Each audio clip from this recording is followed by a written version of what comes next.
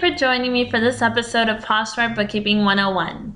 Today we're going to speak about 4 foolproof ways to properly define an independent contractor from an employer, and more importantly, why it matters. The IRS is constantly conducting payroll audits for misclassification of workers.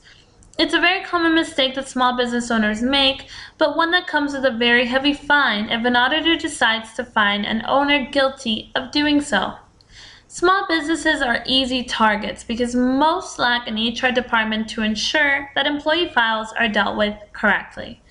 Most small business owners would rather believe that if the IRS hasn't knocked on their door by now, they probably aren't coming, but they're wrong.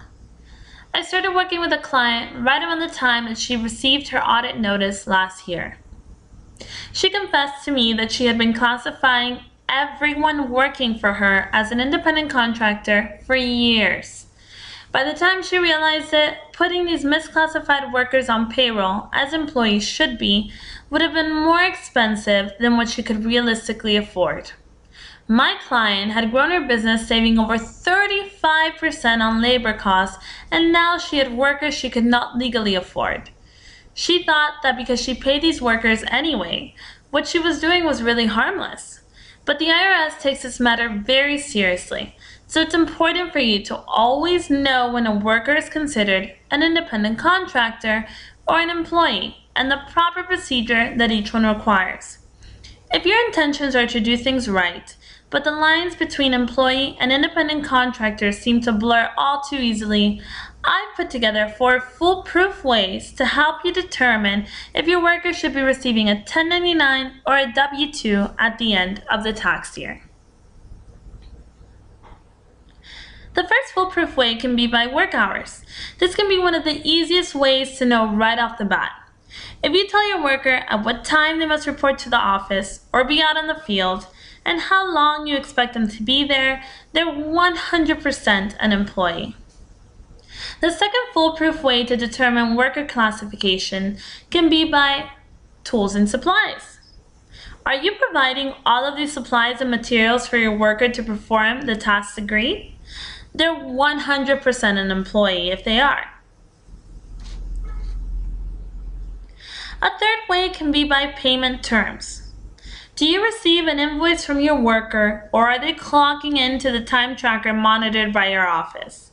If your worker is invoicing you, they're 100% an independent contractor.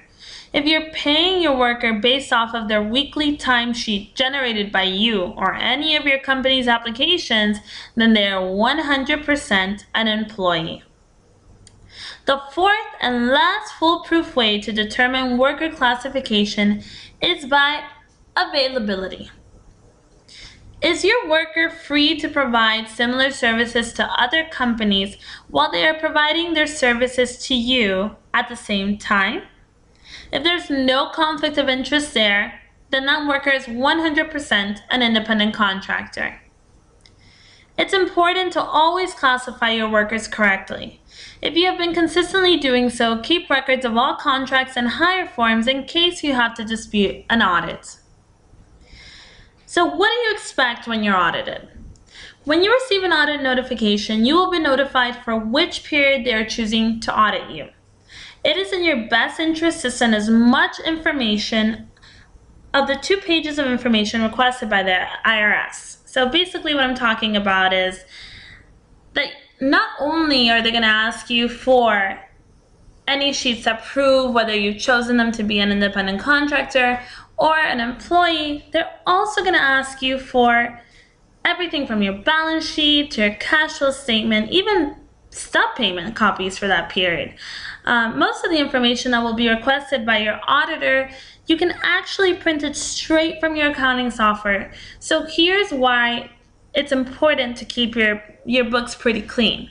And that's why it's important to close off, whether you do it quarterly or annually, and reconcile every month as well. The earlier you do things right, the better. But if you're already in the middle of an audit, speak with your accountant and develop the best way to proceed. I cannot stress that enough. They will know if there's any possibility of fees being reduced, and they can give you an idea of how serious your case is. However, in the end, It's up to your auditor to decide whether or not to fine you to the full extent. Let me tell you, that can be really, really pricey. Some auditors just intend to educate you and fine you less than the required amount with the agreement that you'll attend an additional meeting. And usually if they do offer that additional meeting, it will be regarding, a sales tax that you're missing based on the industry that you're in or the state that you're in. If you find yourself in the middle of an audit and require help reviewing your notice letter, feel free to contact us at any time. Feel free to subscribe to our channels to receive more updates from Posture and Bookkeeping, or visit our website below.